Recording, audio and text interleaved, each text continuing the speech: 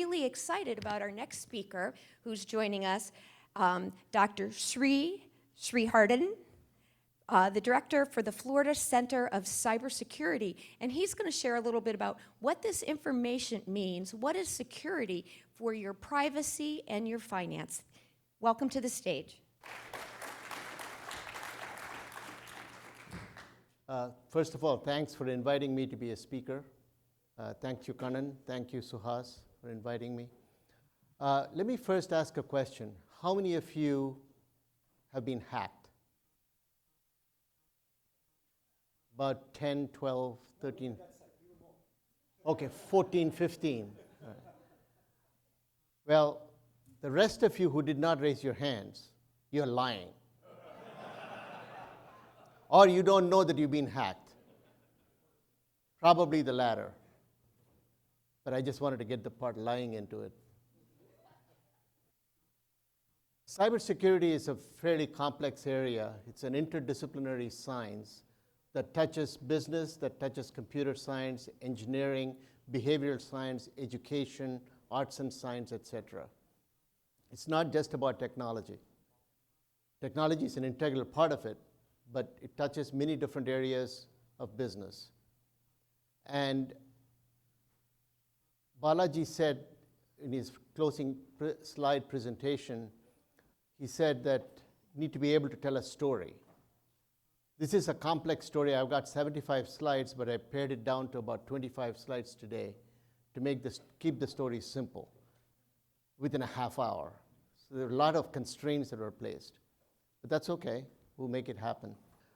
Every second that I'm standing on stage talking to you, 122 records are being breached. Every second that I'm here, 122 records are being breached. That's about 2 million per day. These are records.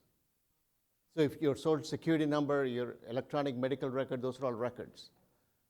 The underground, which I don't suggest that any of you go try and look at, has got lots of data. They have got too much data: credit card numbers, electronic medical records, social security numbers, date of birth, driver's license numbers. All of these things are there in the underground. Most of us don't know that it's there because they've been hacked over the years. Billions of records. The World Economic Forum Davos, that took place at Davos, they published a report just before the event started that said cybersecurity is the number one problem that the entire world faces. The World Economic Forum said cybersecurity is a serious problem and it could have significant economic impact around the world. And they were not kidding. They were very serious about it, and this has come to the forefront of all the discussions, whether it's in the boardroom of an enterprise, or whether it's at the government level, or even at the military level. The economic impact globally in 2017 was $1 trillion because of cyber hacks, cyber breaches, and cyber attacks. 1 trillion. There are lots of other statistics there that you can read, but in the interest of time, I'll just move on. A lot of people ask me, so what are the two basic areas or categories of breaches that take place? One is the personally identifiable information called PII. That's your personal information, credit card numbers, social security numbers, etc. The other one is intellectual property. And then people ask me, so who hacks what information on a priority basis? Most of the personally identifiable information is being hacked by the East European countries, Russia, etc. Doesn't mean that they don't go after intellectual property, they do. But the intellectual property is primarily, the people who go after it is from the Far East, from China and other places. And the reason they go after intellectual property is that they can skip this whole investment in R&D and go straight to market at a much lower price and a competitive price and in a quicker time frame. That's why they do what they do. Now, last year around holiday time, Christmas time, they had a fire sale in terms of selling your information. Because they had so much of it, they couldn't get rid of it fast enough. So they bundled it. And credit card numbers and driver's license numbers are going for a nickel. Used to be about 50 cents to a dollar. Electronic medical records, on the other hand, used to be about $300 per record. It has now come down to about $20 to $25 per record. You know why they steal medical records, right? They steal it because they can commit Medicare fraud, for example. They can bill the government for a lot of money, get the check, disappear before the feds come to catch them. It's got a lot of value, especially if they know your medical history. The cost per breach is about $7.35 million. Think about that number, what it can do to you if you're a smaller company, small to medium-sized company. That's a lot of money. Boards invite me to come and speak to them about cybersecurity, and I do quite often. I hate to say this, but sometimes they're clueless. They really don't know how serious the problem is or what questions they should ask. They immediately jump onto the topic of buying cyber insurance. Cyber insurance is not cheap, and it's very difficult to get. And in the 2 or 3 policies that I have seen that are available in the market, there are more exclusions than inclusions. But a CEO or a chief executive or a COO of a company needs to clearly understand what cybersecurity problems are, how to deal with it, and how to mitigate the risk. They have to understand the risk associated with it. In fact, when we put the curriculum together at USF, FC Squared helped, worked very closely with USF to put the curriculum together. I went away for about a month or so and talked to different CEOs and executives in different size enterprises, small to medium to large. And one of the questions I asked is, if somebody graduated with this educational background, with this curriculum and syllabi, will you hire? And some of the responses that I got had to do with risk. They said, please teach them how to speak the language of risk. I do not want these guys to come to me and ask me for $2 billion of investment in cybersecurity. I would rather they come and tell me that I am 80% vulnerable. If I invest $1 million, that comes down to 50%.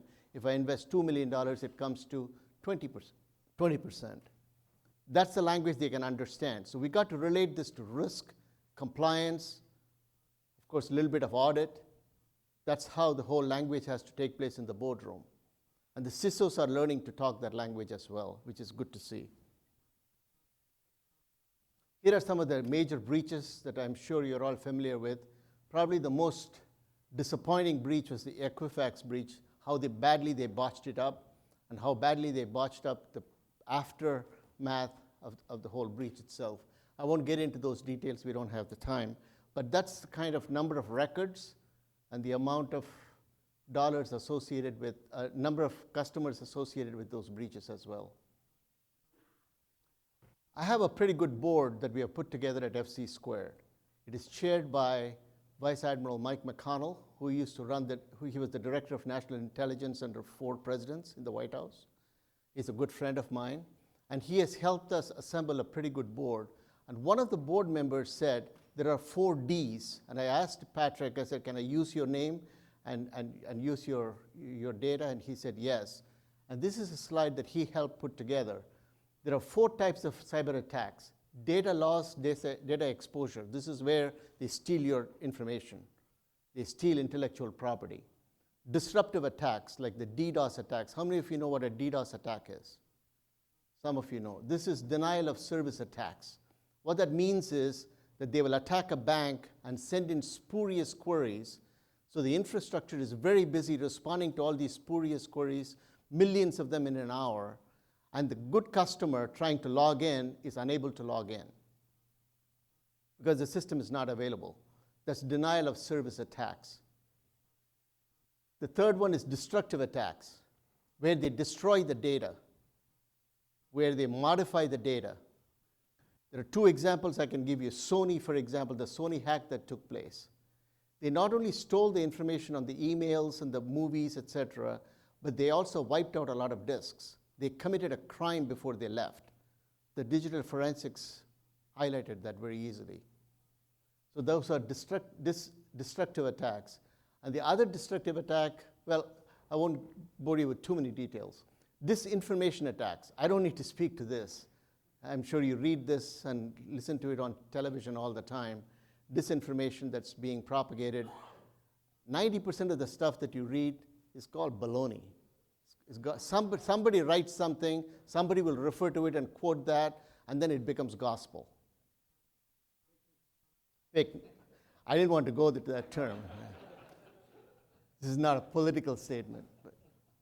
But disinformation. These are the 4 types of major attacks that we see in the market as a result of cybersecurity. Here are the most attacked industries. If you had asked me 2 years ago, which is the industry that's attacked most, I would have said financial services. But today, it's healthcare. More and more we hear about healthcare attacks. They are going after your medical records.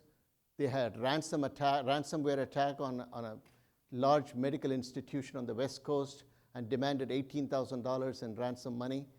And the hospital did not want to pay that money. They said no. They went to manual maintenance of electronic records. That didn't work. They eventually ended up paying. We'll talk about ransomware in just a minute. But here are some of the other areas: education, government, retail. I was talking to a counterintelligence agent from the Department of Defense, and he said that watch out for all your research databases in your institutions because they are being attacked quite a bit. And I asked him, do you know who they are that are attacking? He said, yes. I said, can you tell me who they are? He said, no. But they're keeping an eye on all these bad people who are going after intellectual property. Ransomware, I just talked about that just a minute ago. This is a very serious problem. They not only do, using ransomware, attack individuals, citizens, but also large companies. The city of Atlanta was attacked with ransomware just a few days ago. And now there is ransomware as a service. Believe this or not. In other words, you can participate in making money on this by signing up with one of these bad dudes who offer ransomware as a service. So they will attack, they will make money, and then they'll give you a piece of the action. That's how bad it's getting. And ransomware is going to be even more rampant in the next 12 to 24 months before we get a handle on it. The normal question everybody asks is how to avoid ransomware. First of all, you've got to be cyber aware of what ransomware is, what cybersecurity is. That's number one thing. You've got to be smart. 70 to 80% of the problems that happen today is because of human error. People make a mistake. They click on an email that they should not have clicked on. Believe this or not, my email address is sris@usf.edu. These guys are so clueless sometimes how much they attack people with ransomware.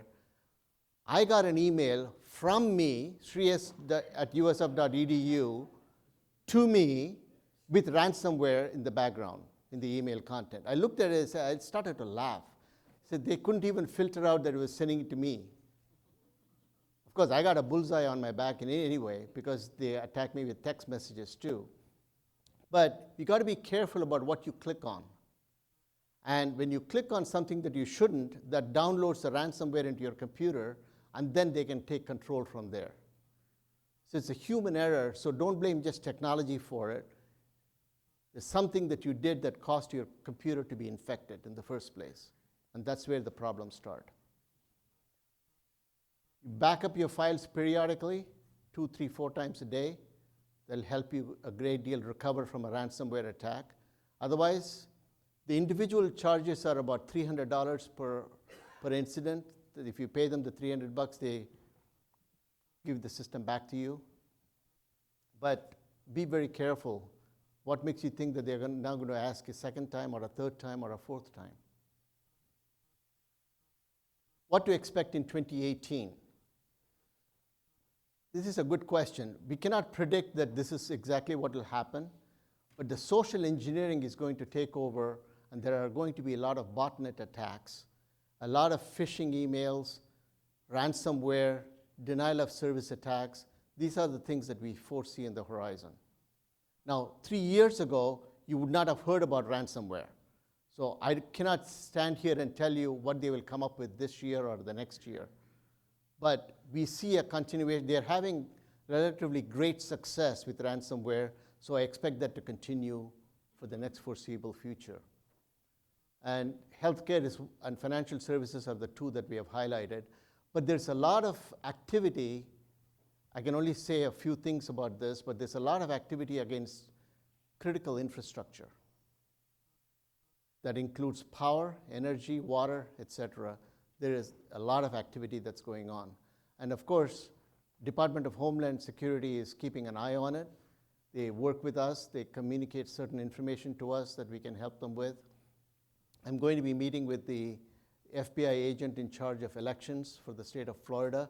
The governor had requested 5 headcounts for cybersecurity for the elections, but the budget, the Congress and the legislature in Tallahassee didn't approve it. So we're going to try and see if we can help them in some fashion or form. But that's what you can expect in 2018. Cybersecurity will be a hot topic, no matter what. I mentioned about social engineering, and it starts with the use of the word password. Do not use PASSWORD as your password. Do not use 123456 as your password. And don't get extremely smart and use 654321 either. Okay. I think Arnie mentioned the number of devices that are going to be connected via the internet. We are projecting by 2020, there'll be 20 billion. I think that's consistent with the graph that you showed. It's about 20 billion. This is Internet of Things. You don't even know what devices are picking up your data. It's all over the place. And most of it is wireless communication that's unsecured. That's the most dangerous part of the connecting of the devices. Your refrigerators are smart these days. They tell you when the milk is low. Your TV is smart, and they can watch you through the camera. These are all devices that are connected. A year and a half ago, many of your refrigerators at home were participated in a botnet attack against banks and financial institutions, and you didn't even know,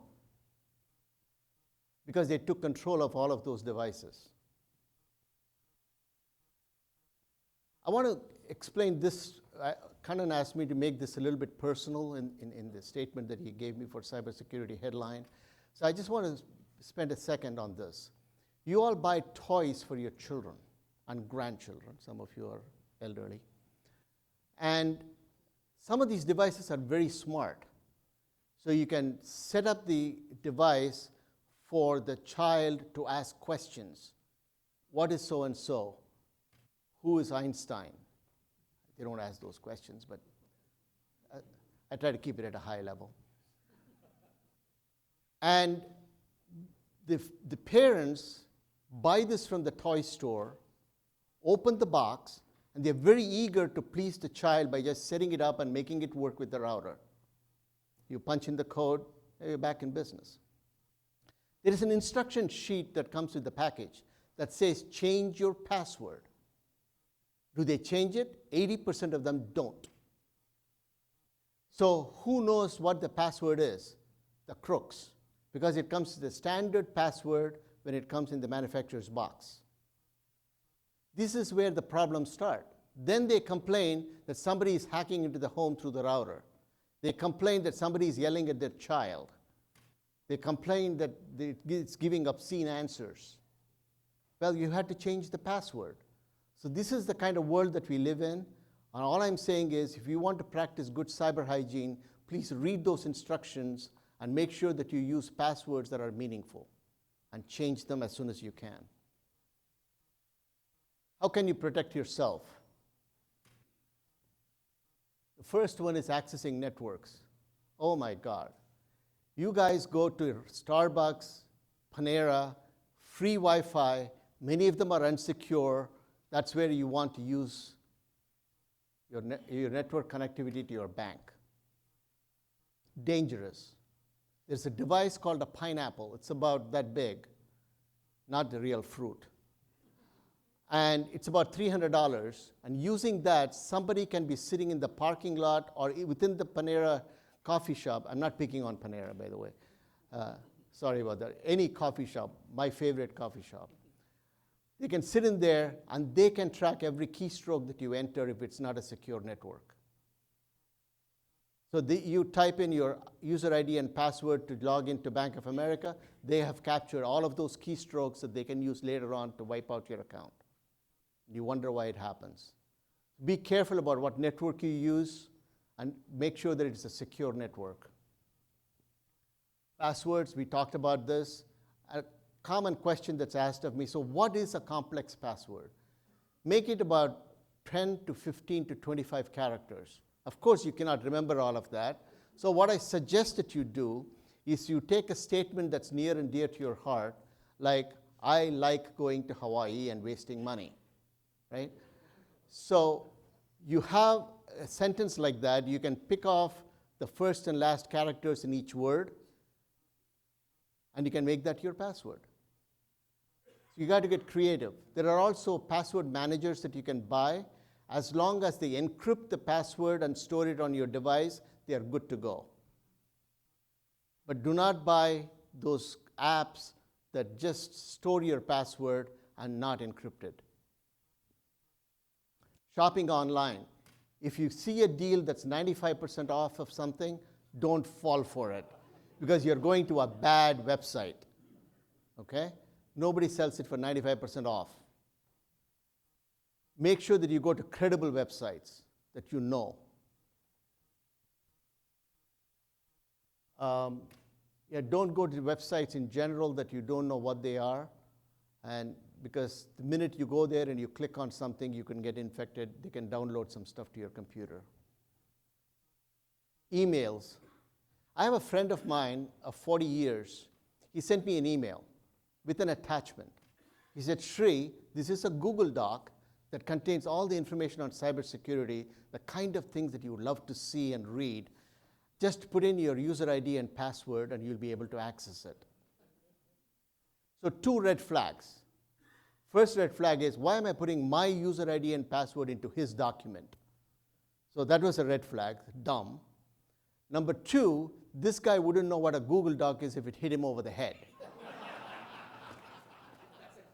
Okay? So those 2 red flags, I said, I deleted the email. I didn't even respond to his email ID because that's been hacked. That's where they got my user ID from his address list or whatever it is. So I called him on the phone and said, did you send me anything recently? He said, no. I said, well, somebody has hacked into your email and have hijacked your password. You better go change it. That was my advice to him. Jump drives. Don't get curious with these jump drives. This happened in the Publix parking lot in Hyde Park. You know what a jump drive is. It's a flash drives, right?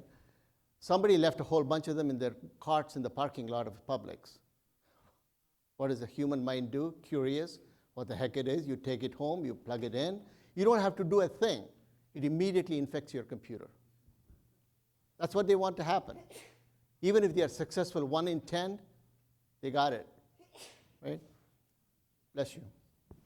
Downloading apps. This is a big problem in a campus like USF because kids download all kinds of apps and they send out on social media, hey, I just found this app. This is fantastic. You got to take a look at it. Next thing you know, there are 10,000 downloads of this app that's got virus in it that infects all their computers and they wonder why their information is hijacked. So these are all some of the things that you can do to be smart and protect yourself.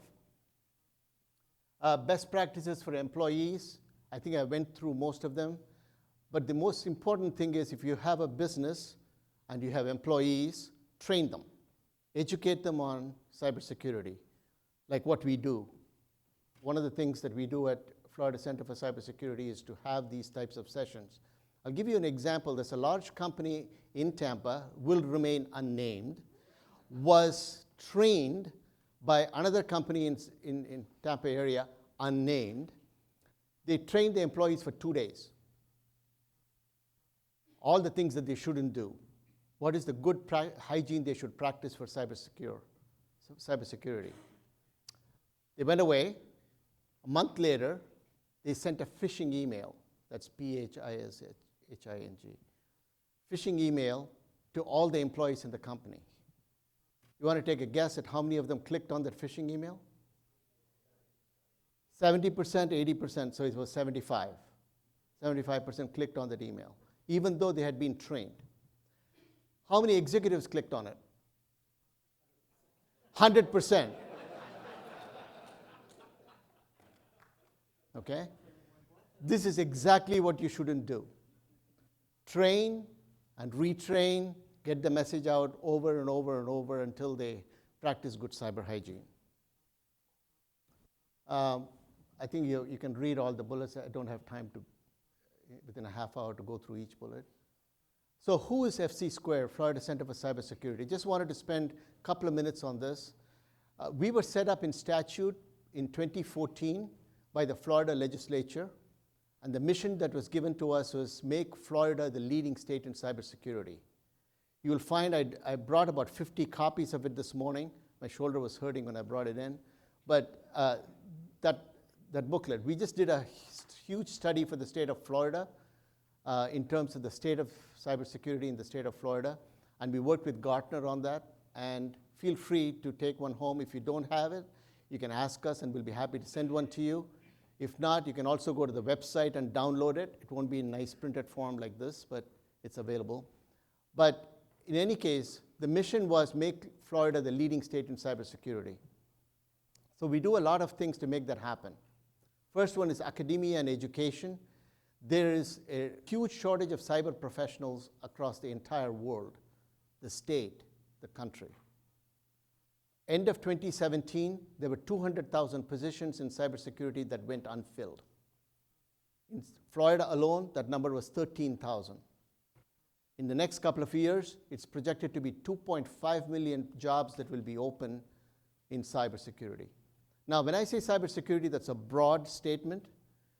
Cybersecurity involves information assurance. You heard a little bit about that in big data analytics, et cetera. Digital forensics, cyber intelligence. This is where FBI and Secret Service, they keep asking me for about 6,000 professionals they want to hire because they want to find the psyche and prevent the thing from somebody from hacking in the first place. It's about cyber fundamentals and cyber operations. There are many different areas that you can specialize in, but you take some core courses. Let me go back one slide.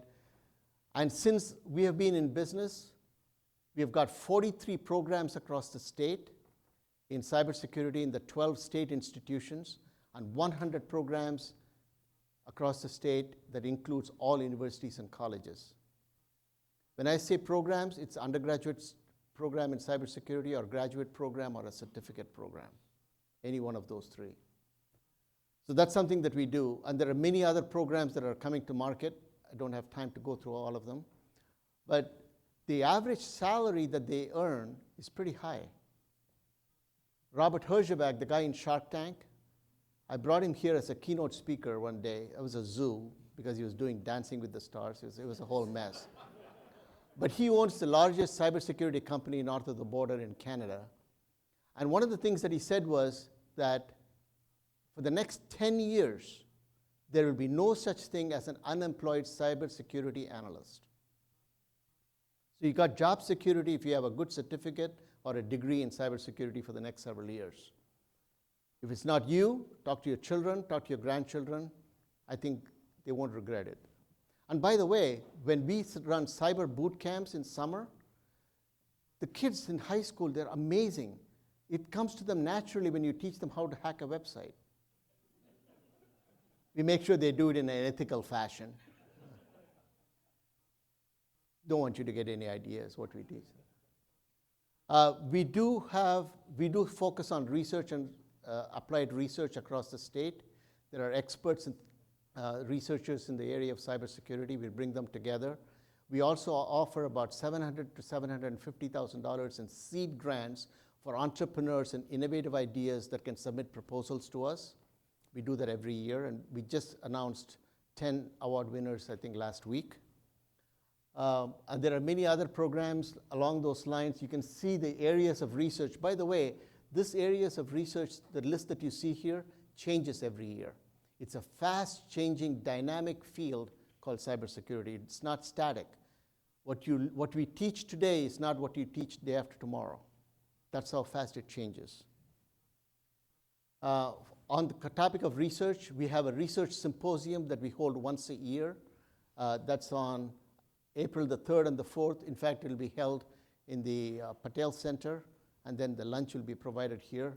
If you have the time, please do sign up and register. It's something that brings industry and academia together. And there's a lot of good interaction. As the last count that I got from my events planner was about 195 people had registered to participate in that event on April the 3rd and the 4th. We got 2 dynamic speakers as well that we are bringing. Outreach, the kind of things that I'm doing here, spreading the word, spreading the awareness on cybersecurity. And we hold a once-a-year conference in the month of October. October is Cybersecurity Month. And we hold a conference where we bring people together, academia, research, industry, students, government, military, and we have great keynote speakers. Last year it was Ted Schlein, who is the CEO of Kleiner Perkins. He's become a good friend of mine. And we're going to be bringing even more dynamic speakers, and just stay tuned. In the next week to 2 weeks, we'll announce the keynote speaker for this year. We even had Keith Alexander, who ran NSA for a few years. He was one of the keynote speakers a couple of years ago.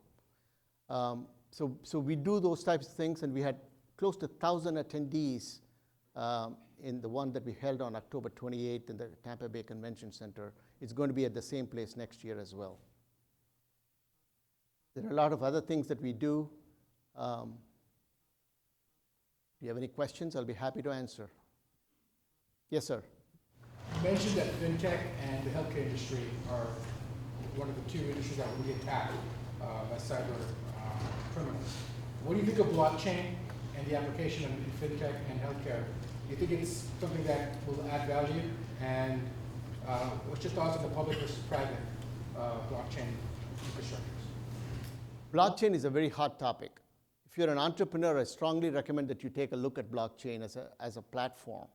It's a distributed database platform. That's how I crudely define it. There are many different definitions depending on how intellectual the person is with regards to blockchain. But there are lots of areas, including financial services, including healthcare sector, even areas like mortgage application. If you take a look at the fact that when you apply for a mortgage, there are 64 steps that you go through your application, and your information is exposed in each one of those steps to people that have no business seeing your information. For example, even an appraiser that's sent to the home to appraise the value of the home, he's got all your information, including social security numbers, on that sheet that's transmitted to him.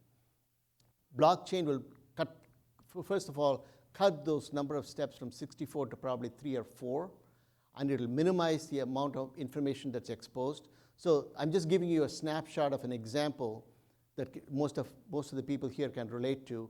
Blockchain is a technology that's here to stay. When I spoke at the Florida Venture Forum in Fort Lauderdale about a month and a half ago, many venture capitalists came and asked me, if you know of companies in blockchain, please let us know. We would love to invest. We got money to invest.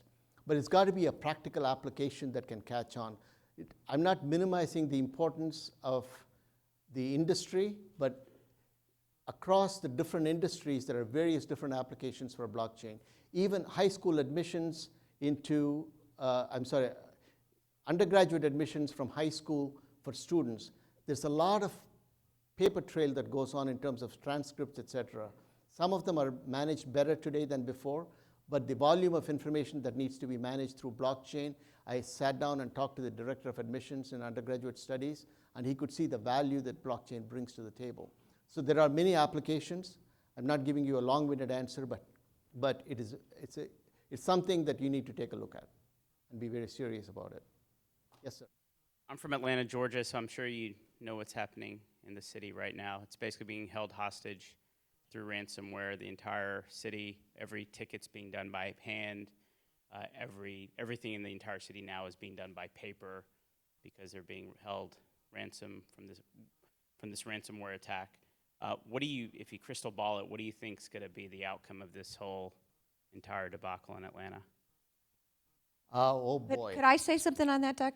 It's just that my partner and I work in smart cities, and we bring together the top decision makers across North America. And one of our groups that we have actually includes Kirk Burton, who is the head of Smart Cities for the city of Atlanta. And yeah, so the inside of that is really what you said. It's that somebody clicked on the wrong email. But in that group, there's somebody from the city of Las Vegas, Michael Sherwood, who is their CIO. We have a call this week on Thursday, because what they're talking about is utilizing AI in conjunction with educating their staff. And he said the challenge is it's going to shut down some computers in critical functions periodically that look like they might be compromised, and some people are going to be aggravated. But in turn, that means that that aggravation is small in regards to what the city of Atlanta is going to face. I think she couldn't have answered it any better. There is some information that I'm privy to, but I cannot discuss. But overall, they have a mess on their hands. It's the best way I can put it. And they will eventually get out of it. But the message is, other cities, watch out, because they found this to be hugely successful, so they'll try to do it somewhere else on a much bigger scale. That's what the Department of Homeland Security is most worried about. One of the problems is that when these things get exposed, this gives the bad guys even more ammunition to prove a point. They go after other companies, other cities, etc. On the other hand, what is happening is when I talk to FBI, I'm part of a task force, electronic crimes task force. They said that 50% of the enterprises or companies do not want to report that they've been breached or attacked because of the reputation to their brand. So it goes both ways. So it's good for us to know, but at the same time, a lot of people don't want to say it. If Atlanta fixes it, that's my question. Does Atlanta fix it, or do they get shut down? They'll fix it. Just like this Presbyterian hospital, Hollywood Presbyterian Hospital on the West Coast, they fought for 3 days, not paying the ransom, and went into manual electronic record keeping. Didn't work. It was a disaster. They paid the ransom, got their system back. I'm not telling you anything that's not in the public domain. Can we have a big round of applause, please? Thank you. Thank you.